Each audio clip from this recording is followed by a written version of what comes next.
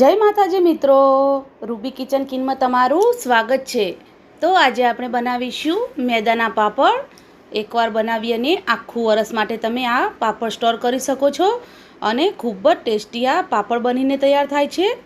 તમે ચોખાના પાપડ તો બનાવી અને ગાધા જશે, પણ એકવાર તમે આ રીતના મેદાના પાપડ બનાવીને ખાશો તો ખૂબ જ ખાવાની મજા આવી જશે અને એકદમ અલગ રીતે ફક્ત આપણે અડધા કલાકની અંદર જ આપણે આ પાપડ બનાવી અને તૈયાર કર્યા છે।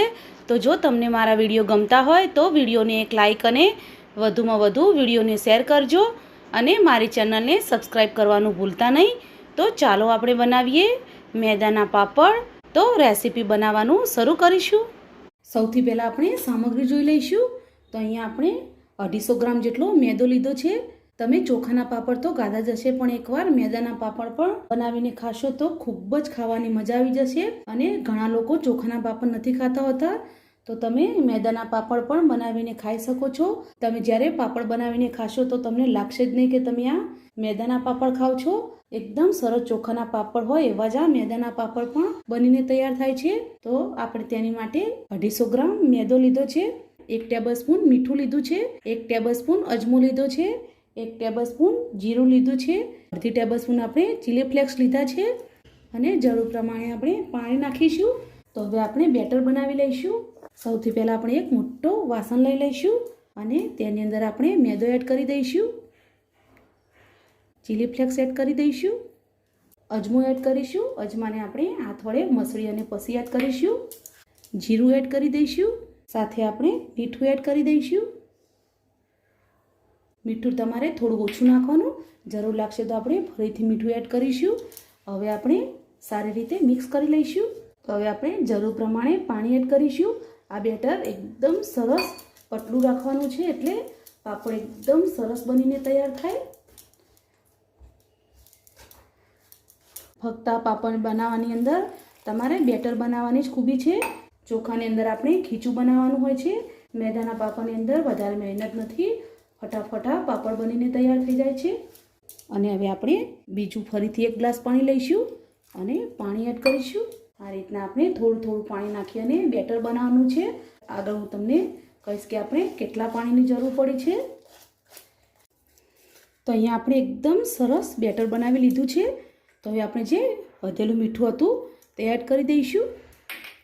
તમારે એકવાર ખીરાને ચાખી લેવાનું અને પછી તમારે મીઠાને એડ કરવાનું।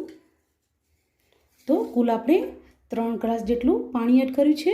તો હું તમને એકવાર ચમચાથી પણ બતાવી દઉં। તો આ રીતના તમારે પતલું બેટર રાખવાનું છે। તો જરા કે બેટરની અંદર ગાંઠા નથી રહેવા દેવાના, એકદમ સરસ સ્મૂથ બેટર બનાવવાનું છે। જો જરૂર લાગશે તો આપણે ફરીથી થોડું પાણી એડ કરીશું। હવે આપણે આ બેટરને 5 થી 7 મિનિટ માટે રહેવા દઈશું, ત્યાં સુધી આપણે બીજી આગળની તૈયારી કરી લઈશું। અહીંયા આપણે આ પાપડને બાફીને બનાવવાના છે, તો તેની માટે આપણે આ રીતના નાની અને મોટી પ્લેટ લઈ લઈશું। તો નાની આપણે 4 પ્લેટ લીધી છે અને મોટી આપણે 4 પ્લેટ લીધી છે। તો આપણે બધી જ પ્લેટની અંદર સરસ તેલ લગાવી લેવાનું છે। તો હવે આપણે બ્રશના મદદથી બધી જ પ્લેટની અંદર સારી રીતે આપણે તેલ લગાવવાનું છે। તો આપણે બધી જ પ્લેટની અંદર એકદમ સરસ તેલ લગાવી લઈશું। અહીંયા આપણે બધી જ પ્લેટની અંદર સરસ તેલ લગાવી લીધું છે। તો સૌથી પહેલાં બેટર બનાવવાનું છે, પછી આપણે પ્લેટની અંદર તેલ લગાવી લેવાનું છે અને હવે આપણે પાણી ગરમ કરવા માટે મૂકીશું। તો અહીંયા આપણે ગરમ કરવા માટે પાણી મૂકી દીધું છે। તો આપણે પાણીને ગરમ થવા દઈશું। તો અહીંયા આપણી તેલ લગાવેલી પ્લેટો પણ તૈયાર છે અને અહીંયા આપણું ખીરું પણ એકદમ સરસ તૈયાર છે। તો હવે આપણે એક પ્લેટ લઈશું અને તેની અંદર આપણે થોડું ખીરું એડ કરીશું અને આ રીતના આપણે ખીરાને ફેલાવવાનું છે। તમારે પાતળા કે જાડા કે એ રીતના પાપડ બનાવે છે એ રીતના તમારે ખીરું એડ કરવાનું। અત્યારે આપણે અડધો ચમચા જેટલું ખીરું એડ કરીશું। તો આ રીતના બધી જ પ્લેટની અંદર આપણે ખીરું ભરી લઈશું। તો આપણું ખીરું એકદમ સરસ પરફેક્ટ બન્યું છે। હવે આપણે પાણી નાખવાની જરૂર નથી, આ રીતના આપણે કરીશું એટલે સરસ થાળીની અંદર ખીરું પથરાઈ જશે। તો આપણે આ રીતના મોટી 3 થાળીની અંદર ખીરું ભરી લીધું છે। તો અહીંયા આપણું પાણી પણ એકદમ સરસ ઉકળવા લાગ્યું છે। તો હવે આપણે જે પ્લેટની અંદર ખીરું છે તે આપણે તપેલા પર મૂકીશું અને તેની ઉપર આપણે થાળી ઢાંકી દઈશું અને ફક્ત આપણે 1 મિનિટ માટે જ આપણે આ પાપડને બાફવાના છે. તો 1 મિનિટ પછી આપણે થાળીને લઈ લઈશું અને તમે જોઈ શકો છો પાપડ એકદમ સરસ બફાઈ ગયો છે. તો હવે આપણે આ પ્લેટને નીચે ઉતારી લઈશું. આ રીતના એકદમ સરસ પાણી ઉકળતું હશે તો પાપડ તમારા ફક્ત અડધા કલાકની અંદર જ ફટાફટ બનીને તૈયાર થઈ જશે. તો આપણે ફરીથી થાળી ઢાંકી દઈશું અને જે આપણે આ પાપડ બન્યું છે તેને આપણે 1 મિનિટ માટે ઠંડો થવા દઈશું. તો ફરીથી આપણે બીજા પાપડને જોઈ લઈશું. તો બીજો પાપડ પણ તમે જોઈ શકો છો એકદમ સરસ થઈ ગયો છે. આપણે તેને પણ ઠંડો થવા માટે મૂકીશું અને આપણે આ જ રીતના બધા જ પાપડને બાફવા માટે મૂકવાના છે. તો આ રીતના તમે ફટાફટ ફક્ત 1 જ મિનિટની અંદર ફટાફટ તમે પાપડ બાફી શકો છો. તો અહીંયા આપણી ત્રીજો પણ પાપડ એકદમ સરસ બફાઈ ગયો છે. હવે આપણે એક કાણાવાળી જાળી મૂકીશું અને આપણે જે નાના પાપડ છે તેને આપણે આ રીતના બાફવાના છે. તો નાના પાપડને પણ આપણે અડધી મિનિટ માટે આ રીતના ઢાંકી અને બાફવા દઈશું. તો અડધી મિનિટ પછી આપણે ચેક કરીશું. તો નાની પ્લેટવાળો પાપડ પણ એકદમ સરસ થઈ ગયો છે. તો આપણે તેને પણ ઠંડો કરવા માટે મૂકી દઈશું.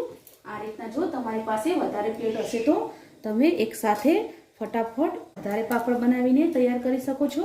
હવે આપણે આ જ રીતના બધા જ પાપડને બાફી લઈશું. તો અહીંયા આપણે જે ઠંડા કરવા માટે પાપડ મૂક્યા છે તેને આપણે આ રીતના ચપ્પાના મદદથી સાઈડ આપણે આ રીતના ઉખાડીશું અને ફટાફટ ઇઝીલી તમે જોઈ શકો છો એકદમ સરસ આ રીતના ઇઝીલી પાપડ ઉખડી જાય છે. તો હવે આપણે આ પાપડને આ રીતના એક ટ્રેમાં મૂકીશું.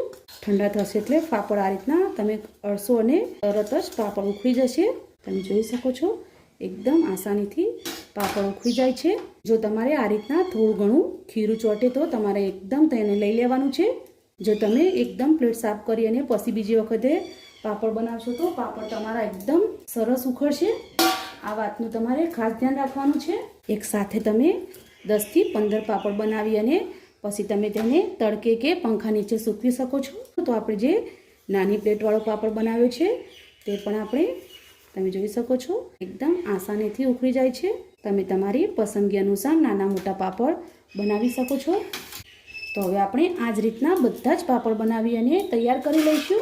તો અહીંયા આપણે આટલા પાપડ બનાવી લીધા છે અને હજુ આપણે આ રીતના પાપડ બનાવી જઈએ છીએ.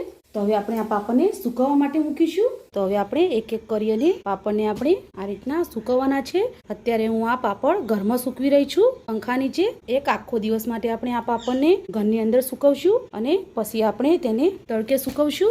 તો તમે જોઈ શકો છો આ રીતના તમે આસાનીથી ફટાફટ પાપડ ઉખડી પણ જાય છે અને ફટાફટ તમે ઢગલા બંધ પાપડ બનાવી અને તૈયાર કરી શકો છો.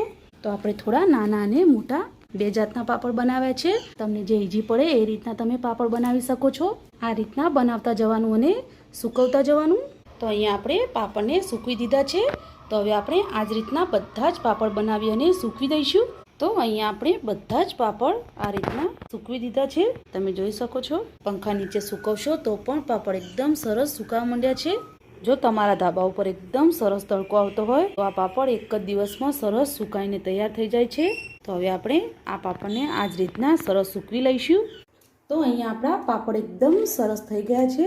તમે જોઈ શકો છો એકદમ સરસ આપણા પાપડ એકદમ સરસ સુકાઈને તૈયાર થઈ ગયા છે. મોટો પાપડ છે અને આ આપણે જે નાના બનાવ્યા હતા તે છે. તો આપણે બંને પાપડને તળીને બતાવીશું. તો આપણે ગેસ ઉપર તેલ ગરમ કરવા માટે મૂકી દીધું છે અને તેલ આપણું એકદમ સરસ ગરમ થઈ ગયું છે. તો હવે આપણે તેની અંદર એક મોટો પાપડ એડ કરીશું. બસ આ રીતના થોડું પ્રેસ કરીશું અને પાપડ તમે જોઈ શકો છો તો સાઈડનો પાપડ એકદમ ડબલ થઈ ગયો છે. તો હવે આપણે તેને નીચે ઉતારી લઈશું. તો એ જ રીતના આપણે બીજો પાપડ તળી લઈશું. તમે જોઈ શકો છો આપણે જરા કે પાપડ ખાકે કોઈ પણ સોડાના ઉપયોગ વગર પાપડ બનાવ્યા છે. સાઈઝમાં એકદમ સરસ ડબલ પાપડ થઈ જાય છે. તો આપણે જે નાનો છે તે આપણે પાપડ તળીશું.